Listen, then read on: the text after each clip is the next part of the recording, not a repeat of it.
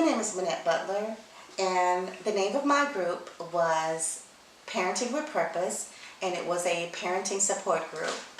The meeting was held on Saturday, February 23rd from 11 a.m. to 1 p.m. It was held in my home, and there were 8 members, including friends, church members, and neighbors. There was no co-leader. I facilitated the meeting all on my own. The setting was a round table setting where each member was able to sit around and they were able to engage with each other. The nature of the meeting was to provide an outlet or support group for parents of children between the ages of 5 and 18 to come together to support each other, to discuss problems that they were having, and to establish a supportive network.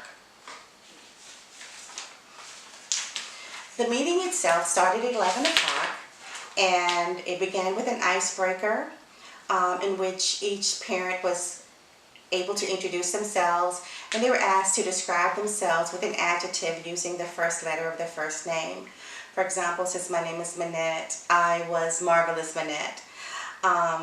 We also went over the ground rules of the meeting.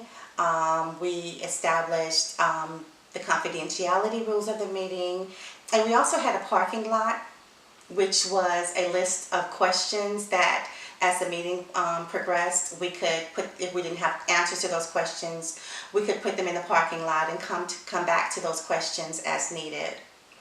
The meeting then progressed to a round exercise in which each parent went around and discussed either a positive or negative parenting experience. This seemed to go really well, and this pretty much continued to engage the group and get them to more familiarize with each other, and so that they could understand each other's parenting styles and methods, and how each other viewed their parenting styles.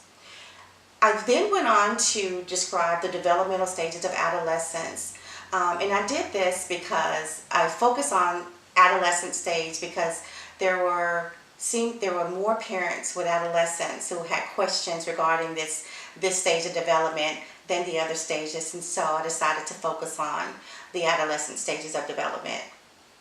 We then broke up into dyads, where each pair was asked to discuss a parenting dilemma that they were going through, and this lasted for 5 minutes, and after the dyad, we came back as a group and we were able to process. Each parent was able to talk about what they had discussed in the dyad. At this time, we then went on to a role play in which there was a scenario involving how to parent a 14-year-old who was experiencing issues with peer pressure, drug usage at school, and issues regarding being pressured for sex at school. And the parent who, there was one parent who portrayed the 14-year-old, and there was another parent who portrayed the parent of the 14-year-old. And the scenario, the role play went really well, and it seemed that the group members were really able to get a lot out of the role play. We then went on to talk about relaxation techniques. I gave them a couple of relaxation techniques that I've used over the past, and they each went around we went around and they discussed what they did to relax, and some of them really seemed to enjoy getting to know how what other relaxation techniques were out there to be used. At the conclusion of the meeting, the groups decided that they wanted to continue to engage with each other.